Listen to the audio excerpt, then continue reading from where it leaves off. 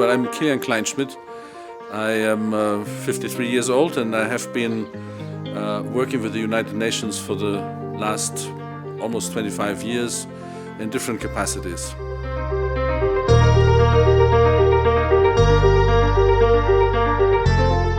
What brought me to Mexico and what brought me also to university and what brought me to Aguascalientes is actually a wonderful, amazing project. It's a demonstration of solidarity and it's a demonstration of what Mexico has to offer. It's wealth of education to young students from a country, from a region which is in fire, a country which is burning, a country which is currently experiencing one of the worst crises in the world since the Second World War, and that's Syria.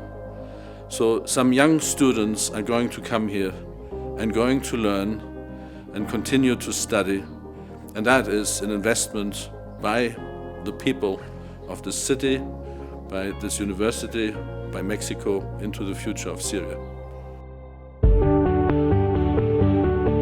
The team which is working on this fantastic project and was asked whether I could help. And it was actually still while I was working in Jordan, and I was the manager of one of the largest refugee camps in the world, at the time the second largest camp in the world, Zaatari in northern Jordan. And I was asked to help to actually identify young students to come over to Mexico and continue their studies. To boost and support that wonderful idea. Because again, what I have seen throughout the world, throughout the history of refugees fleeing, having to run away from their countries, is exactly the problem of education, which is not continuing, which is not sufficiently taken care of. And this is exactly there where we're losing entire generations. And so that I decided I'm part of this, I want to be part of this.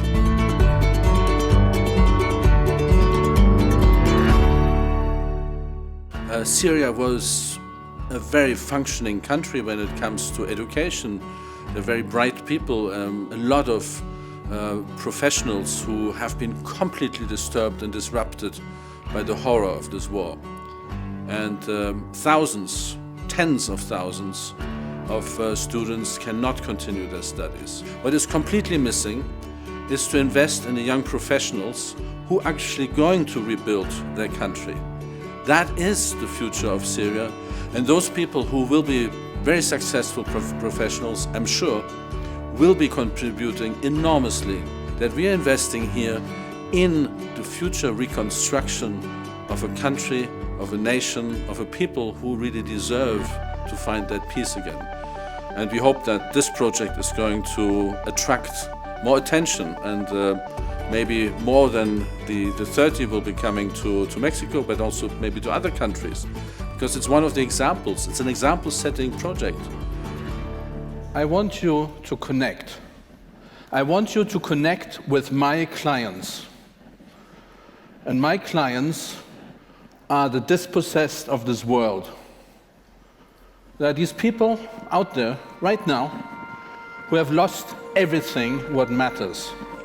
Of course, they're expecting to finish what they have started, to be able to realize their dreams of a profession, and to become, again, part of the world in a very productive and constructive sense.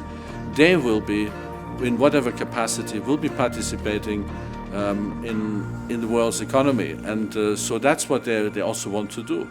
It is not that because I'm a refugee that I've lost my home, that I've lost everything what matters to me, that I don't want to work anymore, that I'm only asking for aid and in fact humanitarian assistance. That's not true. Nobody wants this. My dignity begins with my knowledge. My dignity begins with whatever has to do with makes out of me a human being, and knowledge and skills for sure are part of this.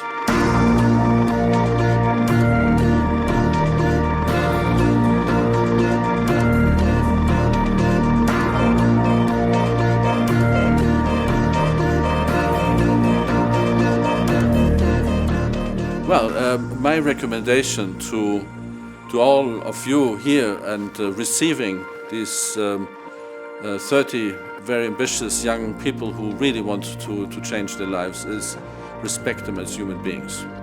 Make the landing as smooth as possible. Don't look at them as if they're coming from just disaster and they're poor things or so. No, treat them as equals. Have them part of your friends. Go out with them. Integrate them into your social life. Make them understand that the world cares and they're not alone. So it's really amongst young people. I hope this is going to be a great experience for everyone to be together, to learn from each other, to tell each other stories, and not to look at each other as strangers, but as friends.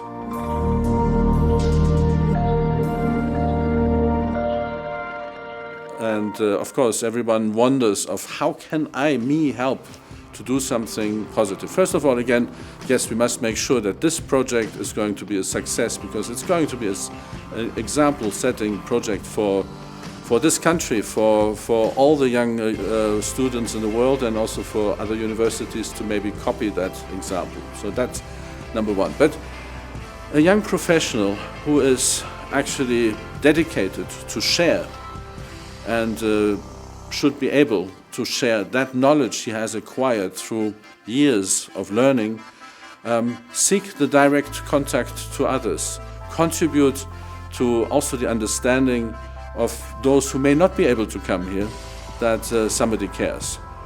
Today we have the modern ways of communication. So why not setting up, and maybe you can do that together with the students coming from Syria, some form of a peer support to those who cannot come.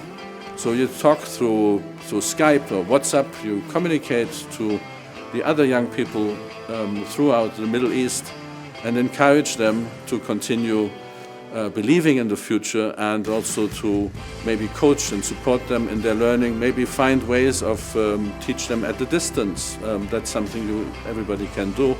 So in our own capacities to contribute with this knowledge, I think that's the way forward. Well, my message to the people, the students working and living and being enthusiastic about their studies is you're all doing something wonderful. And this project you're collectively supporting and bringing in the youth from another part of the world, which is not as lucky as Mexico is. And remember, Mexico is luckier than many other parts of the world. So believe in this, what you're doing, believe in this project, believe in the youth, believe in the future, and build up together. In fact, not only the future of these 30 students coming in, but continue to contribute to the world's betterment.